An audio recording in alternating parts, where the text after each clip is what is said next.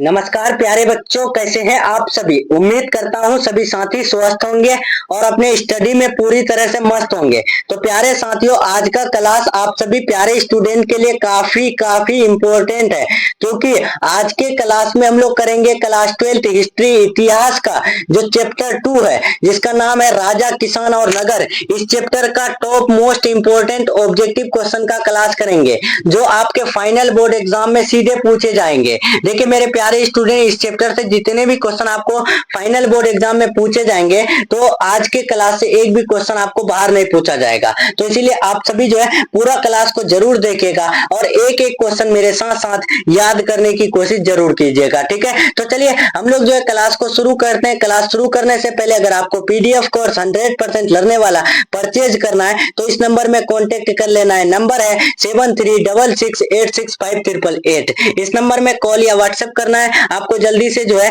PDF course purchase कर लेना है, ठीक है। 100% लर्ने वाला मिलेगा और सीधे परीक्षा में देखने को मिलेगा, ठीक है। तो आपको यानी देरी नहीं करना है, जल्दी से परचेज कर लेना है, ठीक है। तो चलिए आपके स्क्रीन में पहला क्वेश्चन लेके चलते हैं। पहला क्वेश्चन क्या पूछा गया है, देखिए कि अंगुत्तर निकाय के अनुसार महाजनपदों की संख्या कितनी थी। देखिए मेरे प्यारे स्टूडेंट, अंगुत्तर निकाय के अनुसार जो है महाजनपदों की जो संख्या थी तो वो कितनी, 8, 16, 64, 32। तो इसका राइट आंसर हो जाएगा option number B, 16। Next question की तरफ बढ़ते हैं। दूसरा नंबर काफी इंपॉर्टेंट प्रश्न है, आपको याद कर लेना है। मगध साम्राज्य की स्थापना किसने किया। देखिए मगध साम्राज्य की जो स्थापना किए थे तो वो किसने, बिंबिसार, अजातशत्रु, उदयन, नागदशक। तो इसका राइट आंसर हो जाएगा बिंबिसार ने। मगध साम्राज्य की स्थापना कौन, तो बिंबिसार ने किए थे। नेक्स्ट क्वेश्चन तीसरा नंबर, चंद्रगुप्त मौर्य का शासनकाल क्या था। ये देखिए काफी इंपॉर्टेंट प्रश्न है कि चंद्रगुप्त मौर्य का जो शासनकाल था तो वो क्या था, यानी वो जो शासन किए थे तो वो कितना से कितना तक शासन किए थे चंद्रगुप्त मौर्य जी ने।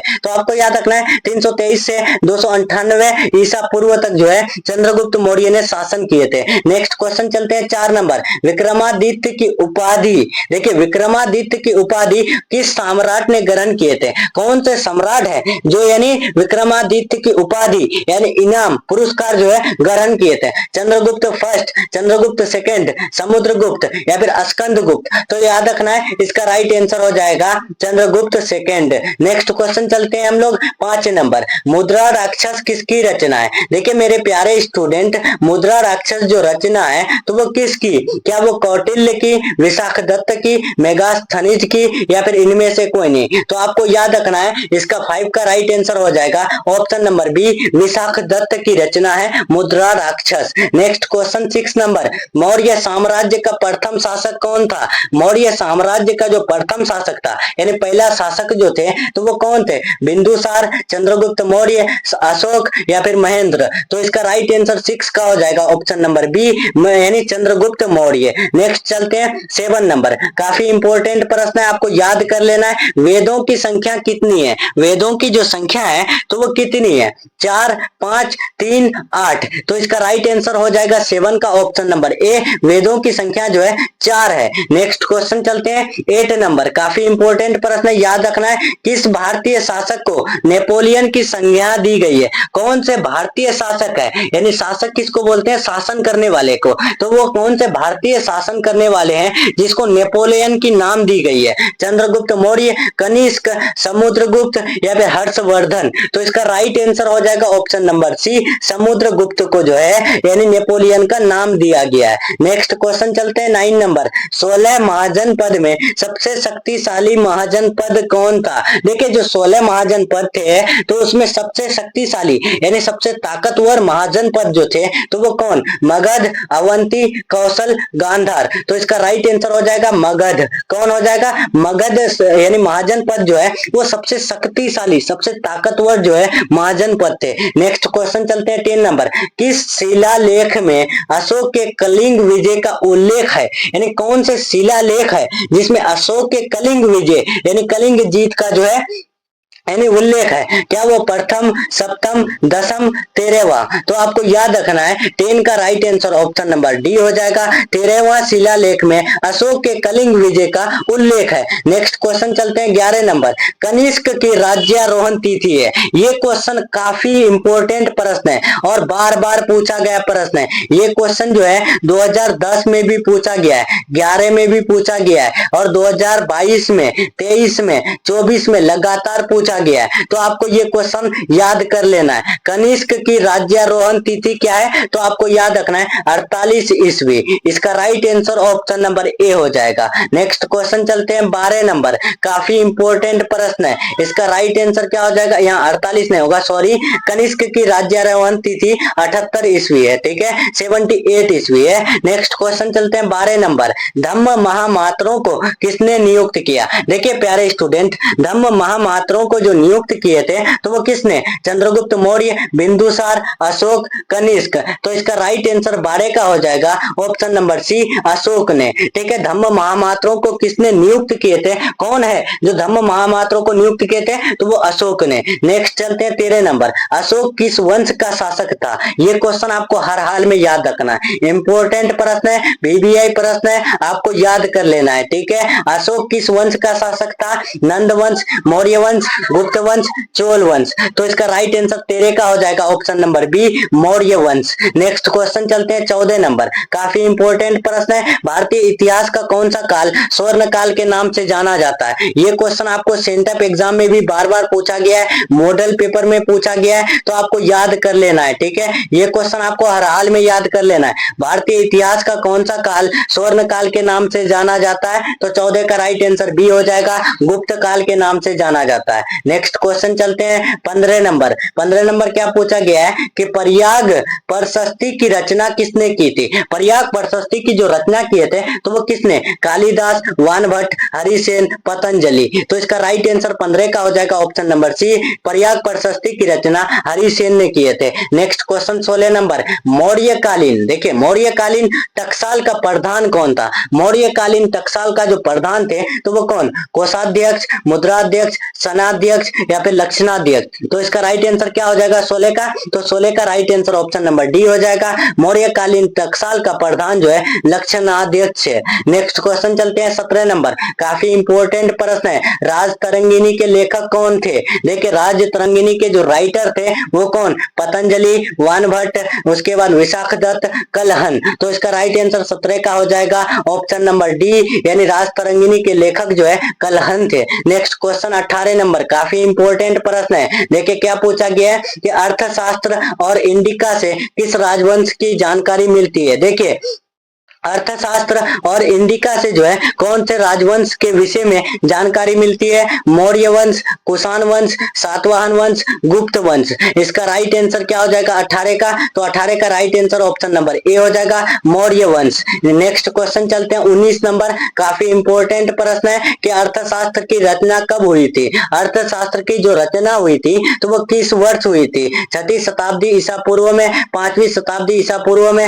4वीं शताब्दी ईसा पूर्व में, 3री शताब्दी ईसा पूर्व में। तो इसका राइट आंसर 19 का क्या हो जाएगा? तो अर्थशास्त्र की रचना 4वीं शताब्दी ईसा पूर्व में हुई थी। इसका right answer option number C हो जाएगा। नेक्स्ट क्वेश्चन चलते हैं 20 नंबर, पतंजलि के महाभाष्य से हमें जानकारी मिलती है तो वो किसकी? देखिए पतंजलि के जो महाभाष्य है तो उससे हमें जानकारी जो मिलती है तो वो किस चीज की? गुप्त काल की, मौर्य काल की, प्राक मौर्य काल की, 3री शताब्दी ईसा पूर्व की। तो प्यारे बच्चों आपको याद रखना है प्राक मौर्य काल की जो है जानकारी मिलती है पतंजलि के महाभाष्य से। नेक्स्ट क्वेश्चन चलते हैं 21 नंबर, काफी इंपॉर्टेंट प्रश्न है, ये इंपॉर्टेंट प्रश्न है, आपको याद कर लेना है हर हाल में, ठीक है। अभी आप कहीं पर भी बैठ के हैं आपको जो है ये क्वेश्चन याद कर ही लेना है। अर्थशास्त्र के लेखक है, अर्थशास्त्र के लेखक यानी अर्थशास्त्र को लिखने वाला कौन है? वाल्मीकि, मनु, कौटिल्य, वेदव्यास। तो आपको याद रखना है इसका right answer option number C हो जाएगा, कौटिल्य साहब ने। Next next question 22 number, Bimbisara का संबंध किस वंश से है? देखिए बिंबिसार का जो संबंध है तो वो कौन से वंश से है? हर्यक वंश, गुप्त वंश, मौर्य वंश, इनमें से किसी से नहीं। तो इसका राइट आंसर क्या हो जाएगा 22 का। तो आपको याद रखना है बिंबिसार का संबंध हर्यक वंश से है। नेक्स्ट क्वेश्चन चलते हैं 23 नंबर, वज्जी को सामाजिक ग्रंथों में कहा गया है, वज्जी को जो है सामाजिक ग्रंथों में क्या कहा गया है? गणसंघ, गणतंत्र, राजतंत्र, इनमें से सभी। तो 23 का right answer option number A हो जाएगा, वज्जी को सामाजिक ग्रंथों में गणसंघ कहा गया है। नेक्स्ट चलते हैं 24 नंबर, जनपद शब्द का शाब्दिक अर्थ है, जनपद शब्द का जो शाब्दिक अर्थ है तो वो क्या है? जहां लोग मवेशी रखते हैं या फिर जहां लोग अपना घर बनाते हैं, ए और बी दोनों, इनमें से कोई नहीं। तो इसका राइट आंसर 24 का हो जाएगा ऑप्शन नंबर बी, जहां लोग अपना घर बनाते हैं वो उसका मतलब ही है जनपद। नेक्स्ट चलते हैं, यानी जनपद का जो मतलब होता है तो वो क्या होता है? तो जनपद हम लोग उसे बोलते हैं जहां लोग अपना घर बनाते हैं। नेक्स्ट क्वेश्चन चलते हैं 25 नंबर, पंच चिन्ह वाले सिक्के बने होते हैं, पंच चिन्ह वाले जो सिक्के हैं वो बने होते हैं तो वो किस चीज के? सोने के, चांदी के, तांबे के, ए बी और सी दोनों के। तो इसका राइट आंसर 25 का क्या हो जाएगा? तो पंच चिन्ह वाले सिक्के जो बने होते हैं वो यानी चांदी के और तांबे के दोनों के बने होते हैं। तो इसीलिए इसका right answer option number D हो जाएगा, बी और सी दोनों के। नेक्स्ट चलते हैं 26 नंबर, अशोक द्वारा प्रचारित बौद्ध धर्म कहाँ प्रचलित नहीं हुआ? देखिए मेरे प्यारे स्टूडेंट, अशोक द्वारा प्रचारित बौद्ध धर्म जो है वो कहाँ प्रचलित नहीं हुआ था? क्या वह सोरिया में, ब्रिटेन में, श्रीलंका में, जापान में? तो इसका राइट आंसर 26 का क्या हो जाएगा? तो अशोक द्वारा प्रचारित बौद्ध धर्म ब्रिटेन में प्रचलित नहीं हुआ थे। देखिए प्रचलित किसको बोलते हैं? यानी प्रचार करना, ठीक है। तो अशोक जो प्रचार कर रहे थे बौद्ध धर्म का, तो प्रचार यानी नहीं हुए थे, यानी प्रचलित यानी फेमस नहीं हुए थे, तो वो कहां पर? तो ब्रिटेन में नहीं हुए थे। सोरिया, श्रीलंका, जापान, इन तीनों में जो है अशोक प्रचार किए थे तो बौद्ध धर्म प्रचार हो गए थे, लेकिन ब्रिटेन में जो है प्रचार नहीं हुए थे, ठीक है। नेक्स्ट चलते हैं 27 नंबर, क्या पूछा गया है? पाटलिपुत्र नगर की स्थापना की गई थी, पाटलिपुत्र नगर की जो स्थापना की गई थी तो वो किसके द्वारा? मुंडक द्वारा, बिंबिसार द्वारा, उदयन द्वारा, अजात शत्रु द्वारा। तो आपको याद रखना है इसका राइट आंसर हो जाएगा ऑप्शन नंबर सी, उदयन द्वारा जो है पाटलिपुत्र नगर की स्थापना की गई थी। नेक्स्ट चलते हैं 28 नंबर, प्रसिद्ध ग्रंथ इंडिका की रचना किसने की थी? इंडिका के जो रचना किए थे तो वो किसने? कौटिल्य, मेगास्थनीज, अलबरूनी, इत सिंह। तो इसका राइट आंसर 28 का क्या हो जाएगा? तो इंडिका की रचना करने वाला उसका नाम है मेगास्थनीज साहब। नेक्स्ट चलते हैं 29 नंबर, प्राचीन भारत में धम्म की शुरुआत किस शासक ने की थी? प्राचीन भारत में जो धम्म की शुरुआत किए थे तो वो कौन से शासक ने? चंद्रगुप्त मौर्य, चंद्रगुप्त द्वितीय, अशोक, कनिष्क। तो इसका राइट आंसर 29 का हो जाएगा option number C, Ashoka. Next चलते हैं 30 नंबर, काफी इंपोर्टेंट प्रश्न है, आपको याद कर लेना है। महावीर ने पार्श्वनाथ के सिद्धांतों में नया सिद्धांत क्या जोड़ा? काफी इंपोर्टेंट प्रश्न है। मॉडल पेपर और आपका जो सेंटअप एग्जाम होता है या फिर मंथली एग्जाम होता है, ये सब एग्जाम में ये क्वेश्चन पूछे जाते हैं। महावीर ने पार्श्वनाथ के सिद्धांतों में नया सिद्धांत क्या जोड़ा? तो आपको याद रखना है ब्रह्मचर्य जोड़ा। नेक्स्ट चलते हैं 31 नंबर, कलिंग युद्ध कब हुआ? कलिंग युद्ध जो हुए थे तो वो कब हुए थे? क्या 261 ईसा पूर्व में, 251 ईसा पूर्व में, 263 ईसा पूर्व में, 253 ईसा पूर्व में? तो इसका राइट आंसर कब क्या होगा? तो कलिंग का जो युद्ध हुए थे तो वो कब हुए थे? तो आपको याद रखना है इसका right answer option number A हो जाएगा, यानी 261 ईसा पूर्व हो जाएगा। नेक्स्ट चलते हैं 32 नंबर, काफी इंपोर्टेंट प्रश्न है कि फूट डालकर विजय प्राप्त करने का कार्य सर्वप्रथम किस राजा ने किया? देखिए फूट डालकर विजय प्राप्त करने का जो है काम सर्वप्रथम कौन से राजा ने किए थे? अजात शत्रु, पुष्य यानी पुष्यमित्र शुंग, उसके बाद अशोक, समुद्रगुप्त। इसका राइट आंसर क्या हो जाएगा? तो आपको याद रखना है 32 का right answer option number A हो जाएगा, अजात शत्रु। नेक्स्ट क्वेश्चन चलते हैं 33 नंबर, काफी इंपोर्टेंट प्रश्न है, जीवक वैद्य किस वंश के काल में था? देखिए आप कोई भी राज्य से एग्जाम दे रहे हैं ना, तो आपको ये क्वेश्चन याद रखना है, जीवक वैद्य किस वंश के काल में था? मौर्य, गुप्त, हर्यक, कुषाण। तो इसका राइट आंसर 33 का क्या हो जाएगा? तो 33 का right answer option number C हो जाएगा, हर्यक वंश। नेक्स्ट चलते हैं 34 नंबर, अपने स्वयं के खर्चे से सुदर्शन झील की मरम्मत किसने कराई? ये क्वेश्चन आपको हर हाल में याद रखना है, काफी इंपॉर्टेंट प्रश्न है। ठीक है मेरे प्यारे स्टूडेंट, आपको याद रख लेना है कि अपने जो है खुद के खर्चे से सुदर्शन झील की जो मरम्मत कराए थे तो वो किसने? अशोक, कनिष्क, रुद्रदमन या फिर स्कंदगुप्त। तो इसका राइट आंसर 34 का हो जाएगा सी, यानी रुद्रदमन साहब ने जो है यानी अपने खुद के खर्चे से सुदर्शन झील की मरम्मत करवाए थे। नेक्स्ट चलते हैं 35 नंबर, क्या पूछा गया है देखिए, पाटलिपुत्र नगर की स्थापना उदयन ने किस नदी के संगम पर की है? देखिए पाटलिपुत्र नगर की स्थापना जो है कौन किया है? तो उदयन साहब ने किया है, लेकिन वो जो किए थे तो वो कौन से नदी के संगम पर किए थे? तो आपको याद रखना है, इसका राइट आंसर 35 का हो जाएगा गंगा, सोन, पुनपुन, ये तीनों हो जाएगा। तो इसीलिए इसका राइट आंसर इन सभी के संगम पर हो जाएगा। नेक्स्ट चलते हैं 36 नंबर, काफी इंपॉर्टेंट प्रश्न है, आपको याद कर लेना है। समस्त भारत ही नहीं, एशिया एवं यूरोप में सर्वप्रथम हुनों को परास्त करने का श्रेय किस शासक को जाता है? देखिए पूरे भारत को ही नहीं बल्कि एशिया और यूरोप में सबसे पहले हुनों को परास्त करने का जो श्रेय जाता है तो वो कौन से शासक को? तो आपको याद रखना है, इसका राइट आंसर हो जाएगा स्कंदगुप्त को। नेक्स्ट चलते हैं हम लोग 37 नंबर, काफी इंपॉर्टेंट प्रश्न है, आपको याद कर लेना है। यूरोप का समुद्रगुप्त कौन था? यूरोप का समुद्रगुप्त के नाम से जो जाने जाते थे तो वो कौन? हिटलर, नेपोलियन, बिस्मार्क यानी मुसोलिनी। इसका राइट आंसर 37 का क्या हो जाएगा? तो आपको याद रखना है नेपोलियन साहब को जो है यानी यूरोप का समुद्र गुप्त कहा जाता है। नेक्स्ट चलते हैं 38 नंबर, किसके अभिलेख में भूमिदान का उल्लेख मिलता है? देखिए किसके अभिलेख में जो है भूमिदान का उल्लेख मिलता है? अशोक, समुद्रगुप्त, प्रभावती गुप्त, इन सभी के। तो याद रखना है मेरे प्यारे स्टूडेंट, इसका राइट आंसर हो जाएगा प्रभावती गुप्त के जो अभिलेख है उसमें जो है भूमिदान का उल्लेख है। ठीक है नेक्स्ट चलते हैं हम लोग 39 नंबर, काफी इंपॉर्टेंट प्रश्न है, आपको याद कर लेना है कि भूमि अनुदान से संबंधित प्रथम अभिलेखीय प्रमाण किसका है? भूमि अनुदान से संबंधित सबसे पहले जो अभिलेखीय प्रमाण है तो वो किसका? मौर्य काल, सातवाहन काल, शुंग काल, गुप्त काल। इसका राइट आंसर 39 का क्या हो जाएगा? तो आपको याद रखना है सातवाहन काल हो जाएगा। नेक्स्ट चलते हैं हम लोग 40 नंबर, काफी इंपॉर्टेंट प्रश्न है, याद कर लेना है। देखिए ये जो चैप्टर 2 है राजा, किसान और नगर, इसका हम लोग निचोड़ कर तो पूरा क्वेश्चन हम लोग को करना बहुत जरूरी है। ठीक है तो इस चैप्टर में हम लोग जो क्वेश्चन करेंगे 55 क्वेश्चन करेंगे। ठीक है तो और कुछ क्वेश्चन है आप लोग जरूर देख लीजिएगा, याद कर लीजिएगा। अगर आपको मार्क्स लाना है तो थोड़ा तो आपको पढ़ना पड़ेगा बढ़िया से। ठीक है तो इसलिए आप अच्छे से देखते रहिए क्लास को। ठीक है और आंसर कमेंट बॉक्स में देते रहिए। 510 ईस्वी में सती प्रथा के साक्ष्य वाला प्रथम अभिलेख कहाँ मिलता है? एरन सागर, गुर्जरा दतिया, मस्की या फिर जूनागढ़। तो इसका राइट आंसर 40 का क्या हो जाएगा? तो 510 ईस्वी में सती प्रथा के साक्ष्य वाला प्रथम अभिलेख जो मिलता है तो वो कहां पर? तो 40 का ए हो जाएगा एरन सागर में। नेक्स्ट चलते हैं 41 नंबर, 41 नंबर, काफी इंपॉर्टेंट प्रश्न है, आपको याद कर लेना है। अशोक ने महेंद्र एवं यानी संघमित्रा को बौद्ध धर्म के प्रचार के लिए कहां भेजे थे? देखिए मेरे प्यारे स्टूडेंट, अशोक ने जो है महेंद्र और संघमित्रा का बौद्ध धर्म के प्रचार के लिए कहां भेजे थे? श्रीलंका, ब्रिटेन, बांग्लादेश, पाकिस्तान। इसका राइट आंसर 41 का क्या हो जाएगा? तो श्रीलंका हो जाएगा। नेक्स्ट चलते हैं 42 नंबर, काफी इंपॉर्टेंट प्रश्न है, आपको याद कर लेना है। किस विद्वान ने मात्र अभिलेखों के आधार पर अशोक का इतिहास लिखने का सलाद्य प्रयास किया? देखिए कौन से विद्वान है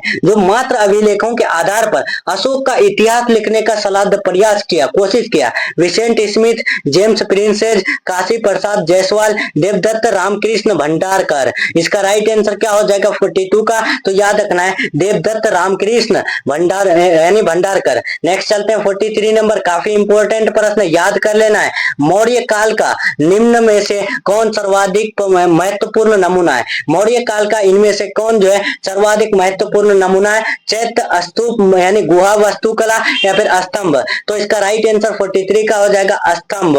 नेक्स्ट चलते हैं 44 नंबर, गुप्तों के काल में कौन चीनी यात्री भारत आया? देखिए गुप्तों के काल में कौन से चीनी यात्री है जो भारत आया था? होयनसांग, फाइयान, इत्सिंग, वांगहेंस। तो इसका राइट आंसर 44 का हो जाएगा ऑप्शन नंबर बी। गुप्तों के काल में कौन चीनी यात्री भारत आया? तो फाइयान। नेक्स्ट चलते हैं 45 नंबर, मेगास्थनीज भारत में किसके दरबार में आया? मेगास्थनीज जो है भारत में जो आए थे तो वो किसके दरबार में आए थे? चंद्रगुप्त मौर्य के, बिंदुसार के, या फिर अशोक के, पुष्य यानी मित्र शुंग के? तो इसका राइट आंसर क्या हो जाएगा 45 का। तो आपको याद रखना है मेगास्थनीज जो भारत आए थे चंद्रगुप्त मौर्य के दरबार में आया था। नेक्स्ट क्वेश्चन चलते हैं हम लोग 46 नंबर, काफी इंपॉर्टेंट प्रश्न है, प्लीज आप याद कर लीजिएगा। समुद्रगुप्त की जानकारी होती है, समुद्रगुप्त की जानकारी जो होती है वो किससे? मथुरा अभिलेख से, प्रयाग प्रशस्ति से, वंश खेरा से, एहोल से? तो इसका राइट आंसर 46 का क्या हो जाएगा? ऑप्शन नंबर बी हो जाएगा, प्रयाग प्रशस्ति से। नेक्स्ट चलते हैं 47 नंबर, नवरत्न किस शासक के दरबार में रहते थे? नवरत्न जो है कौन से शासक के दरबार में रहते थे? अशोक, कनिष्क, समुद्रगुप्त, चंद्रगुप्त, विक्रमादित्य? इसका राइट आंसर क्या हो जाएगा? तो याद रखना है चंद्रगुप्त विक्रमादित्य के शासक के दरबार में रहते थे। नेक्स्ट चलते हैं 48 नंबर, अभिज्ञान शाकुंतलम के रचनाकार कौन है? अभिज्ञान शाकुंतलम के जो रचनाकार है वो कौन? कालिदास, वानभट्ट, अश्वघोष और कौटिल्य? इसका राइट आंसर 48 का क्या हो जाएगा? तो ऑप्शन नंबर ए हो जाएगा, कालिदास। नेक्स्ट चलते हैं 49 नंबर, काफी इंपॉर्टेंट प्रश्न है, प्राचीन भारत में अभिलेख की शुरुआत किस शासक ने किया? प्राचीन भारत में जो है अभिलेख की शुरुआत जो किए थे तो वो कौन से शासक ने? तो आपको बता चुके हैं कि वो जो है अशोक ने। नेक्स्ट चलते हैं हम लोग 50 नंबर, काफी इंपॉर्टेंट प्रश्न है, किस शासक को प्रियदर्शी कहा गया है? कौन से शासक है जिसको यानी प्रियदर्शी कहा गया है? अशोक, समुद्रगुप्त, चंद्रगुप्त, बिंदुसार? तो इसका राइट आंसर 50 का हो जाएगा, ऑप्शन नंबर ए, यानी अशोक का जो है प्रियदर्शी कहा गया है। ठीक है, अगर आपको पूछ दे कि कौन से शासक को जो है प्रियदर्शी कहा गया है तो आपको याद रखना है अशोक। नेक्स्ट चलते हैं 51 नंबर, यानी 51 नंबर, देखिए क्या पूछा गया है 51 नंबर कि मेगास्थनीज ने, देखिए क्या पूछा गया है, यहाँ पर हम लोग थोड़ा जो है जूम आउट कर देते हैं। ठीक है, जूम आउट करना जरूरी है ताकि क्वेश्चन जो है बड़ा ना दिख जाए। ठीक है, तो देखिए मेगास्थनीज ने अपनी यात्रा वृत्तांत में भारत के समाज को कितने वर्गों में विभाजित किया है? देखिए मेगास्थनीज ने जो है अपनी यात्रा वृत्तांत में भारत के समाज को कितने भागों में विभाजित किया है? 6, 7, 8, 5? तो इसका राइट आंसर 51 का हो जाएगा, ऑप्शन नंबर बी, 7 भागों में। नेक्स्ट चलते हैं 52 नंबर, काफी इंपॉर्टेंट प्रश्न है, आपको याद कर लेना है। एलोरा में कैलाश मंदिर किस राजवंश ने निर्मित कराया? एलोरा में जो है कैलाश मंदिर कौन राजवंश ने निर्मित किया है? चोल, पल्लव, चालुक्य, राष्ट्रकूट? इसका राइट आंसर 52 का क्या हो जाएगा? ऑप्शन नंबर डी हो जाएगा, राष्ट्रकूट। नेक्स्ट चलते हैं 53 नंबर, पुराणों की संख्या कितनी है? पुराणों की जो संख्या है वो कितनी? 16, 18, 20, 19? तो ये हर बच्चा को पता होगा कि पुराणों की संख्या 18 है, क्योंकि ये क्वेश्चन बार बार पूछा गया है। 54 नंबर देखे, तक्षशिला विश्वविद्यालय कहाँ स्थित था? तक्षशिला विश्वविद्यालय जो स्थित थे तो वो कहाँ पर स्थित थे? 54 का आंसर क्या हो जाएगा? तो आपको याद रखना है पाकिस्तान में स्थित थे। नेक्स्ट क्वेश्चन और आज का लास्ट क्वेश्चन हम लोग देखेंगे। ठीक है, ये रहा हम लोग का लास्ट क्वेश्चन। आपको जो है यानी ये इस क्वेश्चन का आंसर कमेंट बॉक्स में देना है। ठीक है, क्योंकि ये क्वेश्चन मैं आपको इससे पहले 2 बार बता चुका हूँ। ठीक है, तो धम्म की शुरुआत जो है किसने की थी? धम्म की शुरुआत किसने किया था? चंद्रगुप्त मौर्य, चंद्रगुप्त विक्रमादित्य, अशोक, कनिष्क? तो इसका आंसर कमेंट बॉक्स में 55 लिख करके आपको दे देना है, ABC जो भी होगा ऐसे करके देना है। तो आपको जो है जो भी स्टूडेंट जल्दी आंसर देंगे सबसे पहले यानी 55 का, तो उसका कमेंट जो है पिन कर दिया जाएगा। ठीक है, तो सभी प्यारे स्टूडेंट जो है यानी इस क्वेश्चन का आंसर जरूर दीजिएगा कमेंट बॉक्स में। ठीक है, तो चलिए मेरे प्यारे स्टूडेंट, हम लोग मिलते हैं नेक्स्ट क्लास में नेक्स्ट टॉपिक के साथ।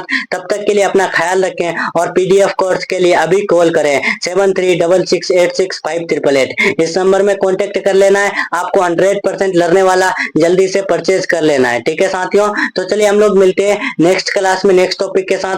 तब तक के लिए अपना ख्याल रखें और अपना स्टडी जारी रखें। Thanks for watching, take care.